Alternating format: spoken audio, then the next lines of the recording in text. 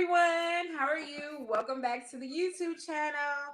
I am super excited about today's chat because we are talking with D, who is from Colombia. Hey. Hey. And if you know, I just came back from Colombia. So I met Dee. She is a tour guide. I'll let her tell you more about that later. But that's how we met. And so I decided to bring her onto the channel because she is Afro Colombian. And so I think it's really important to connect with people that look like me. And she's another female entrepreneur. So I was really excited to connect and hang out with her. So Dee, tell us a little bit about yourself. All right. So my name is Dee or Dahana. I'm from Colombia, and I was born in this place called Buenaventura, which is predominantly Black. It sits on the Pacific coast of Colombia. Colombia has two coasts. It's the only country in South America that has two coasts, Caribbean, Atlantic, and Pacific Ocean. So Buenaventura is a town that a shipping town. It's a port. It is the most important port in Colombia.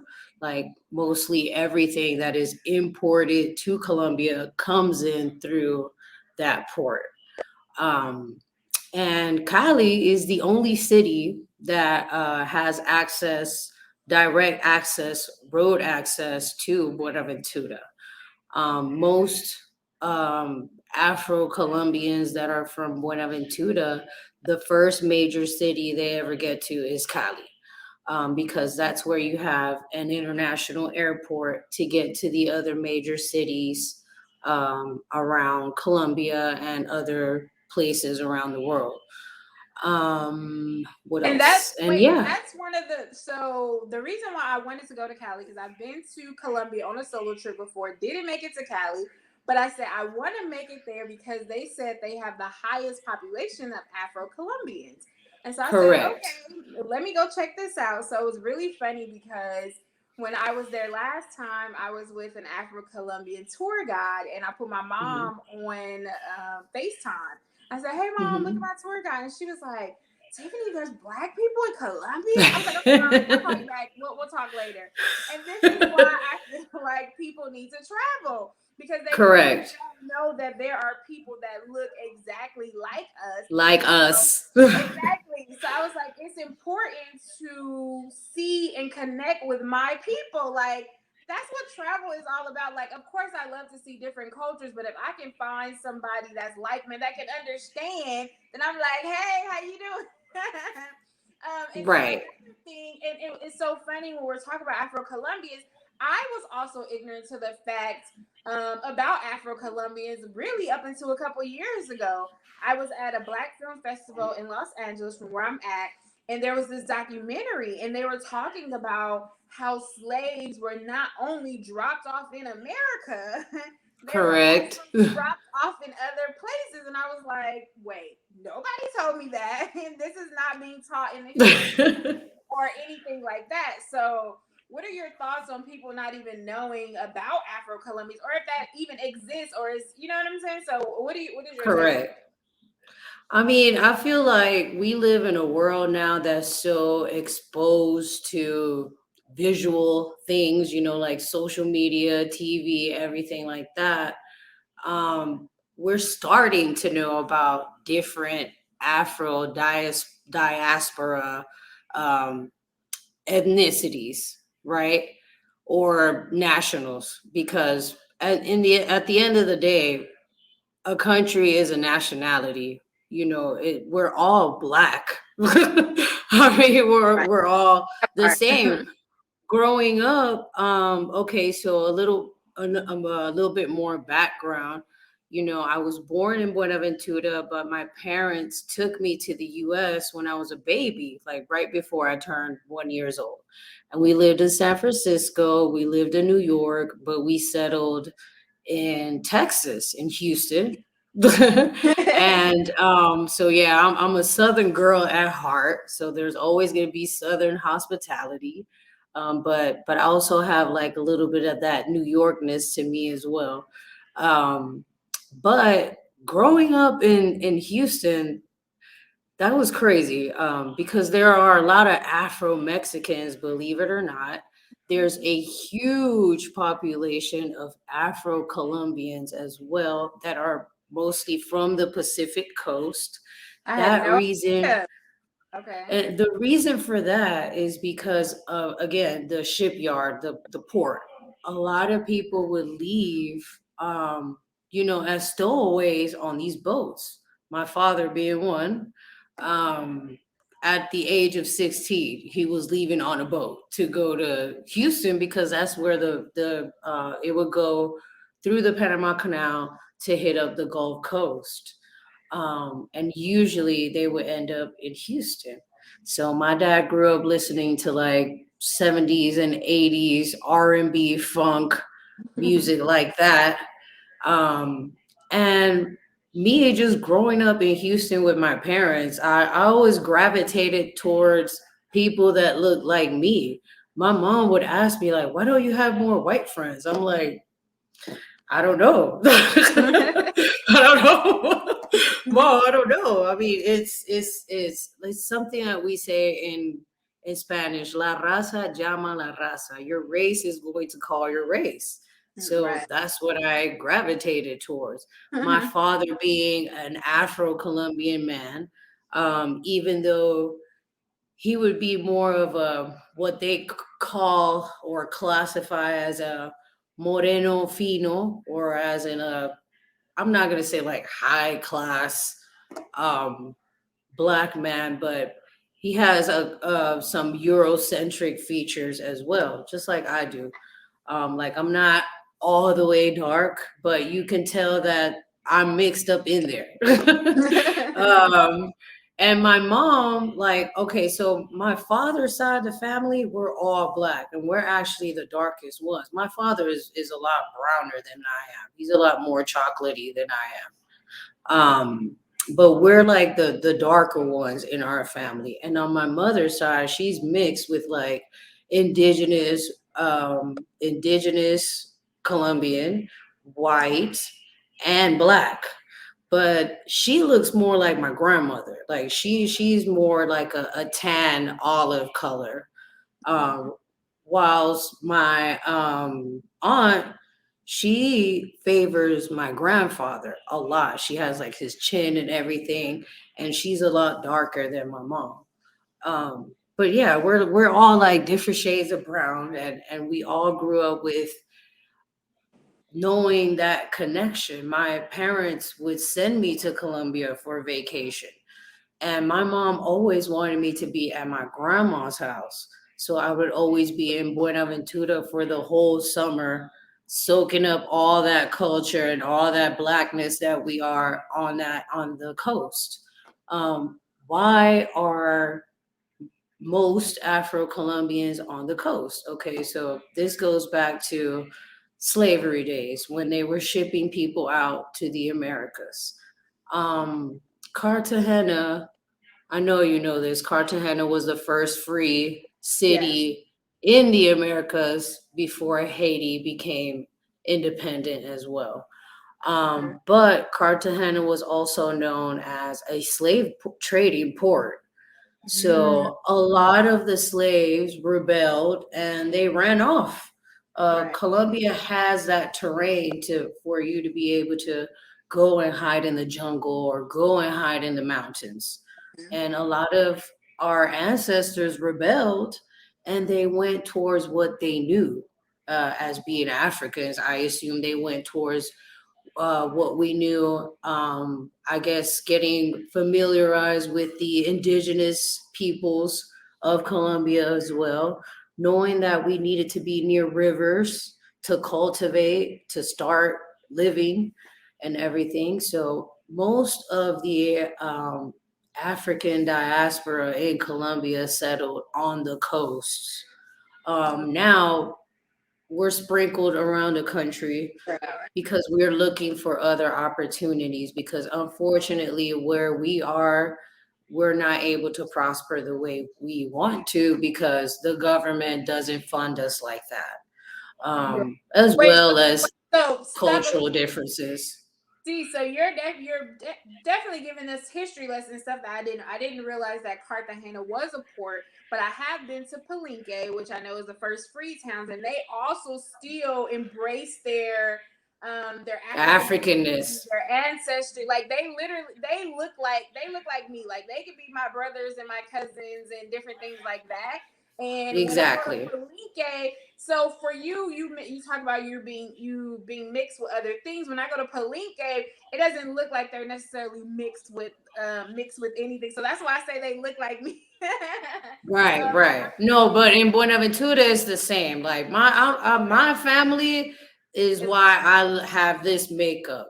But okay. trust me, you go to Buenaventura and you're like, okay, I'm like somewhere in Africa or Okay. DR Okay. or So the next Panama. so the next time I come back to Colombia, do you have to take We're me to going to your hometown? Buenaventura. Yes. Correct. Because I We'll love do a little water. day trip. Yes, I love the water. I want to see the people. And it's just crazy how the only thing that's really separating us is language. I don't speak English, they speak Spanish, but it just shows that we're connected by some of our physical traits. And so, my question Correct. to you is, so here in America, race is a big thing, colorism is a big thing. So, do you find the same thing in Colombia as an Afro Colombian? Are people racist towards people that look like us, or is it more of a class thing? Like, what is your feelings against people in Afro Colombians versus other people that may not look like us? Okay, so touching on that subject, here is more of a classist thing, but there's also very like subtle racism as well. I'm not gonna say it's outright like it is in the States where people are like really in your face and telling you things like that, but it's more of a classist thing. Um, I'm not gonna say most black people live in poor areas, but they have these areas where we're not funded by the government. Mm-hmm. We don't have enough educational bases or labor opportunities. So then people have to turn to doing other things like stealing or other things that they shouldn't have to be doing. Although I'm also going to say that that also comes as something from the culture, something that you need to cultivate at home. You know what I mean? Um, Most parents say, I only know what my kid is doing in the house. Once they're outside, I don't know what they're doing. Right. And that can apply to adults as well. But as far as our people, it's tough for us to come up, just like it is in any part of the world. um, for example, in Buenaventura, it's very difficult to try to have a good life because there's not enough opportunities for us to prosper, let alone from people's own envy. And that there are rebel groups that try to like they don't try, they control like certain parts of the city, of the town and neighborhoods. And then you also have like the criminal traffickers or other different gangs from the same neighborhood. So then there's like a lot of deaths of young people or trying to So, get like a so wait, D. So games is a big situation. So I've been to Medellin, I've been to Comuna 13, and so they talked right. about that as being like the history or kind of something of the past because we're able to go there as tourists, right? So, Right so is it now. going to be something like that that's still going on? Yes, of course. It happens in Cali. It still happens in Medellin as well. You know, that's just a tour that they give you. It's still going on. You're like it's Okay? real life after that. Right. Like I mean, there are invisible lines that you're not supposed to cross. Oh, So it happens.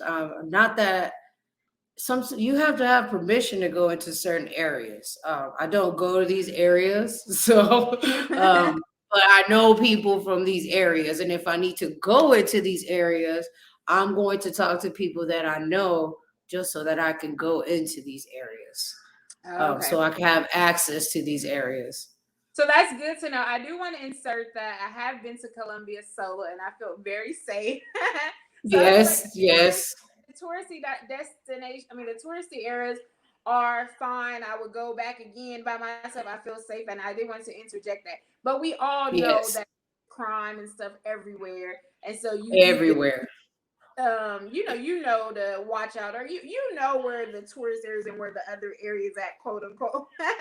Correct. Right, right. It can happen Right, right outside your doorstep. It doesn't matter, even in exactly, the US or wherever you live. exactly. But So so yeah, you just that have to be aware. right of what's going on. Okay, and Hmm. so when you say of the opportunities, like what type of work maybe an Afro Colombian would do? Are they owning businesses? Are they not? Are there what types of things are they doing to get by? Right. We do a little bit of everything, just like all our brothers and sisters around the world. We're trying to be engineers. We actually have this man from Buenaventura. He works in NASA. Oh, nice. And Okay, for years, he's been working there for years. I'm going to say over 20 years. He's okay. been working in NASA. We have a lot of engineers, a lot of people who work with like because we're from an area, a shipping port again. So a lot of people who work on these boats, they're able to sail around the world. I have a cousin right now who's in Suriname sailing, working on a commercial boat.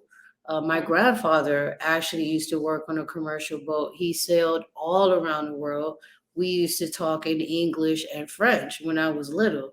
Oh, And he would tell me stories of him going to Holland and bringing my mom back dolls from Holland, telling me that my grandma wouldn't cook arroz con pollo until he didn't bring this certain type of pancetta from Italy. She's like, when he brought that bacon from Italy, then she would make the arroz con pollo. so you grew up speaking Spanish in your household and even while you were in Houston. Correct. Oh, Yes. My friends would call the house and my mom would be like, hey, vaya lave los platos. Like, go wash the dish. And I'll answer in English. Like, all right, mom, hold on when I get off the phone. And my friends would be like, wait, you're Mexican? I'm like, no, I'm Colombian. right. And it That's was different, right? weird. And it was weird because people didn't know like what that was, like a black Colombian. What What is is that? Like, wait, what are you black or are you what? Like, so you're Latina, but what we don't know. right? Right, because I But think it was we're familiar. I mean, I know I'm more familiar with Hispanics or Mexicans or Latinas. So when you're right. talking about Colombians, it's like, and then you're talking about 20 some years ago at that. So that was probably concepts Exactly. that you had to explain and be like, no, this is where I'm from, this is what it is, and all that kind of stuff. So although it gets kind of Correct. like, oh, this is explaining, but at least you educated people in the past, so then now they like, oh, I did know Afro Colombian. It doesn't seem foreign as they're getting older. And so when we talk Right. about careers, let us know what you do, because how I met you is, you being an entrepreneur. So let us know a little bit about that. So I do a little bit of everything as well. No, but basically, I'm an online Spanish and English teacher and tutor. I've helped other friends in the U.S. tutor their kids with their English homework as well. So holler at me if your kids are struggling in English comprehension, punctuation, whatever. I love doing that as well. But I also teach Spanish classes for travelers who like to come to Colombia, want to get in the dating scene or just want to learn some different because they want to learn some different. The pandemic, people were like, let me do something different. Right. Exactly. Let me think about where I'm going to go, what I'm going to do. People had to think about, wow, I was only doing this one thing. What else can I do? Luckily, I had English and Spanish classes to fall back on because Mhm. I've been teaching for about 16 years already. So that was something I was able to fall back on to. But I also give tours in Cali, which is the city that I'm from. It's the third major city in Colombia, mostly industrial and athletic. We do have a lot of like athletic things that we do in Colombia. We're in Colombia and in Cali. We're actually hosting the Junior Pan American Games. I think they're about to start soon. If they haven't started, I think they're about to start soon because I just saw like an ad about a concert that they're going to have at the baseball diamond.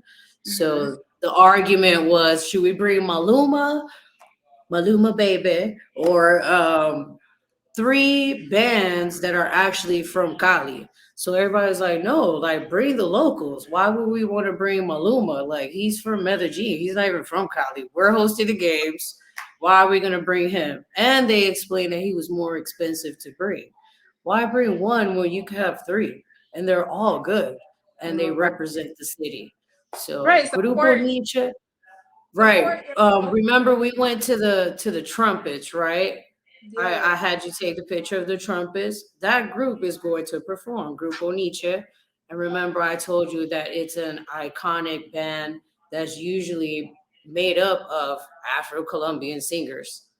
Right. And I think representation is super important. So why not represent your city, and people that look like you as well? So you touched a little bit. Exactly. Let's switch topics to dating. Dating in Colombia, dating as an Afro Colombian. Like, what are your thoughts on dating? Yes, Um, sip your water. So tell us I should pour me a drink.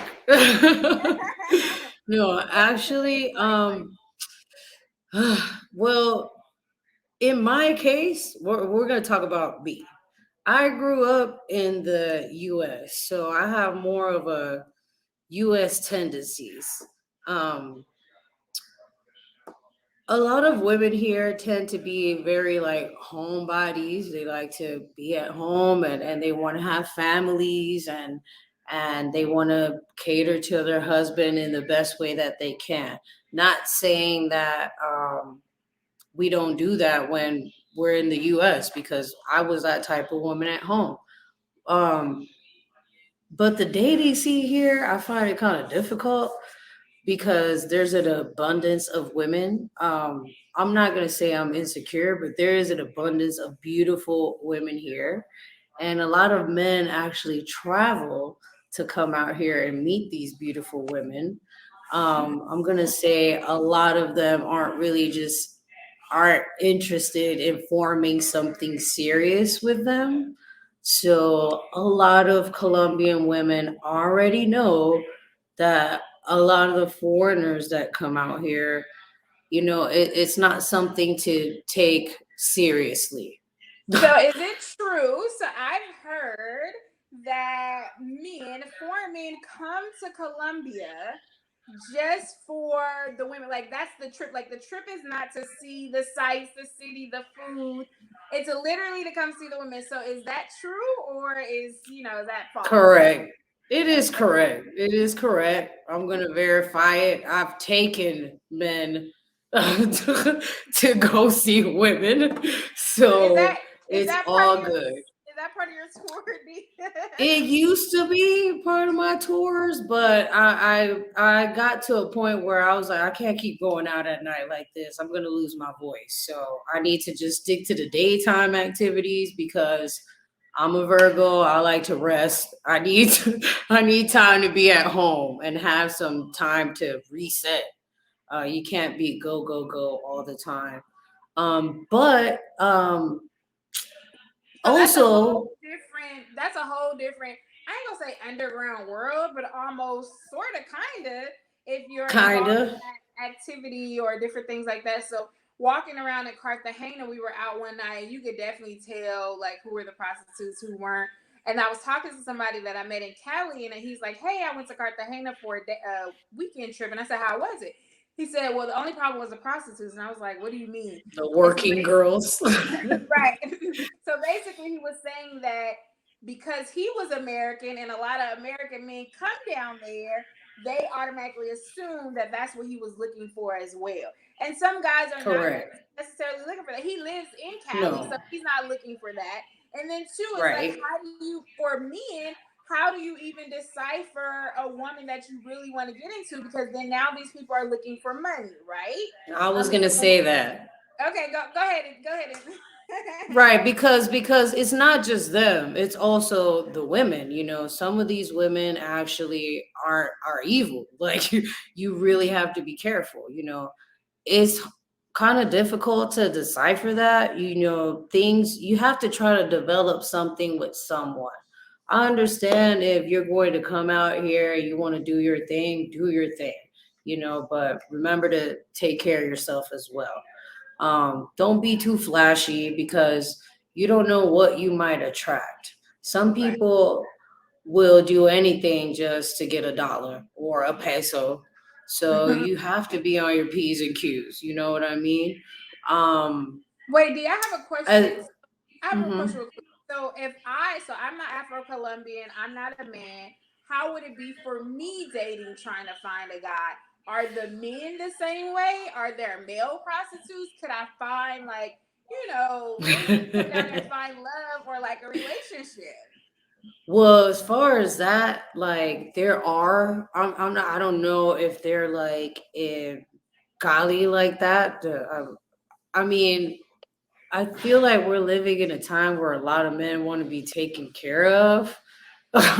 so um, it can happen. Just like some men are afraid to experience or develop something, a relationship with a foreign woman because they think they might be using them just because they want papers to go to another country. They want to get their green card and whatnot. Um, and it might be the possibility that that might happen. You never really know. You have to take your time to develop things with people to really know, like, okay, what is this girl doing? Is she really a working girl? Is she going to keep doing this? Is it really worth me to keep messing with her, or what? Or if it's something that it's worth it, then go for it. And as far as women, there are good men out here. I've just never really been attracted to Colombian men. That's Okay. just my thing. That's just my thing. I don't. I always thought I just didn't like them.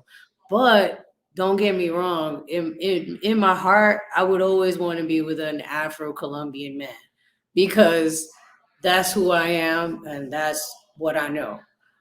So I'm always gonna gravitate toward a man that has some type of Africanness in him. Right. Right, because it Right. doesn't matter if he's like African American or African or Caribbean, some Afro Portuguese, whatever, right. Jamaican, come through. But No, I see. I feel speaking you. of like that sex tourism thing, um San Andres, we've talked about San Andres, right? It's an island in the Caribbean. Right now there's a dispute between Nicaragua and Colombia over like maritime borders and where our people can go fishing.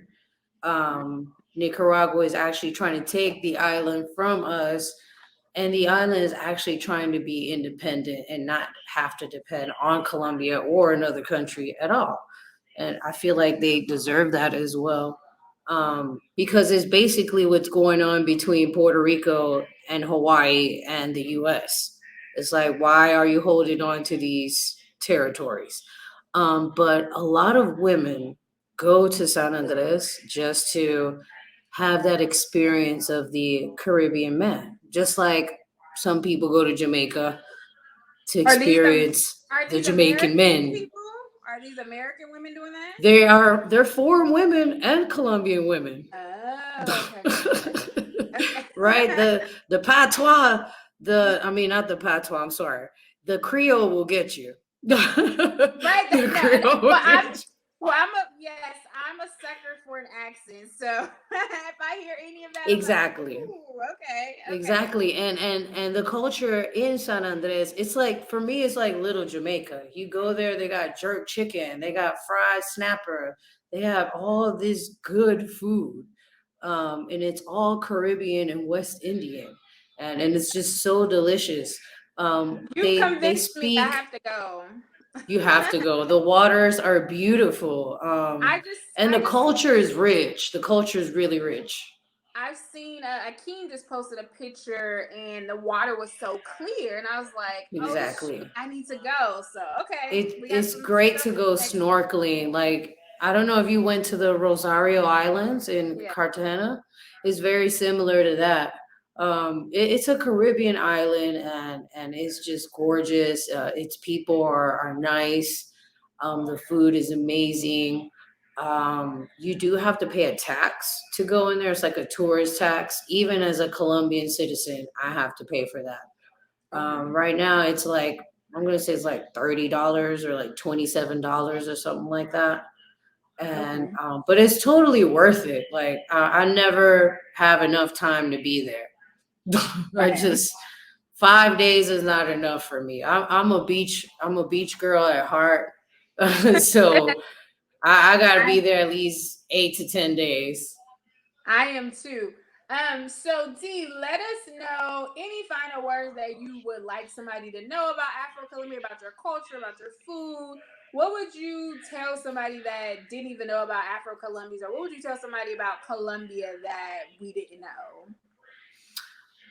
First of all, that Colombia has black people. That's Right. something I would tell them. Colombia has black people. A lot of our musical traditions are still with us in our culture, as far as like the different type of music that we listen to on both coasts. In Cartagena, you have the cumbias, right? And you have the beat of the drum. And on the Pacific coast we have curulaos, chirimias.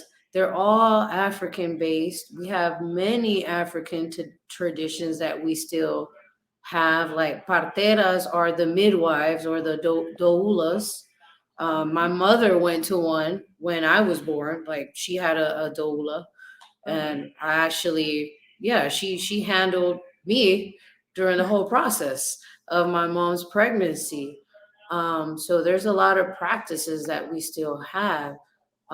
As far as in the U.S., when they, you know, how they say black people love chicken and watermelon. Well, in Colombia, black people love fish. We Oh love yeah. fish. That's our thing here. Delicious in Colombia. Fish and seafood is what uh, blackness is referred to in Colombia. Okay. Um, but the best seafood and the best black food to me is from the Pacific Coast. Okay. I'm biased, but it's from the Pacific Coast. I love Caribbean food, don't get me wrong. San Andres has the best Caribbean food. I mean, they knock Cartagena out the park, okay? So you have to go to San Andres, most definitely. Experience those beaches, go snorkeling. You can go diving out there, fishing. There's like these mangroves that you can go check out as well, and try to give back to their culture because they've lost a lot of things. The government doesn't look out for them like they should. They actually went through a category 5 hurricane last year. Mhm. Um, there's two islands actually. One is Providencia, and that one it looks like Tornado Alley. And the president said that in 100 days he would have roofs over everyone's head, and it's September 28th and nothing. Right. So So sounds like America.